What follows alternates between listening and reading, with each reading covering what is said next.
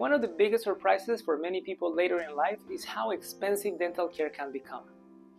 I often see patients who need large restorations like crowns, bridges, and dental implants, and they're even more surprised once they find out that the costs can easily reach tens of thousands of dollars. What makes this even harder is that dental insurance usually only covers a small portion. So people are often left making difficult decisions they never expected to make. And what's frustrating is that many of these problems didn't start all of a sudden. They developed gradually over time, and in most cases without pain and without people realizing what's happening. But there's one key piece of information that, if understood earlier in life, can make a huge difference. And it has to do with how acidic your mouth becomes during the day, and how often and for how long this happens. See, most people think that cavities happen mainly because they don't brush or floss well enough. But your mouth isn't just teeth and gums. Your mouth is an environment that is constantly changing. And one of the most important things that changes is the acid level in your mouth. Because every time you eat or drink something, not just sweets, your mouth becomes more acidic for a while. And when that happens, your teeth lose minerals.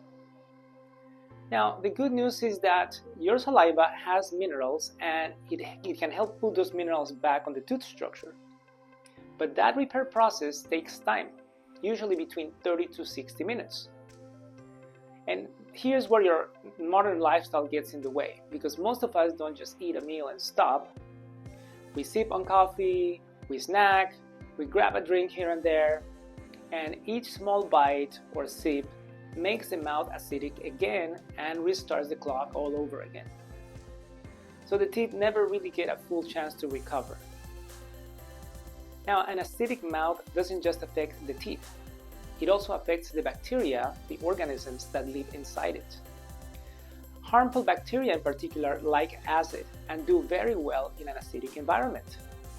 Over time, frequent acidity levels allow these bacteria to take over, which increases the risk of cavities, even on people who brush regularly. And this can be a little confusing. For example, you think water is always natural and neutral and safe to drink, but the sparkling water, carbonated water, and even some bottled waters are actually acidic. The carbonation process lowers the pH, and when they add minerals and flavors, it can lower the pH even more. And that doesn't mean you need to avoid them, it just means that sipping them all day can keep the mouth in an acidic state longer than you anticipate. So this isn't about telling you what you should or shouldn't eat or drink, it's about understanding how your mouth works so you can make smarter choices that fit your lifestyle. Once you understand acidity and recovery time, you improve your control of the cavity process and prevention starts making more sense. Now, I know this kind of information isn't talked about very often, but it's incredibly important, especially for kids, teenagers, and anyone who's still developing habits that will last a lifetime. When you understand how the mouth works early on, you're not constantly reacting to problems later. You're actually in control of the environment, and that makes protecting your teeth much easier over time.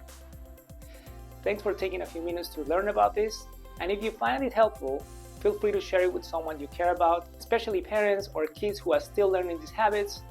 Take care, and we'll see you in the next video.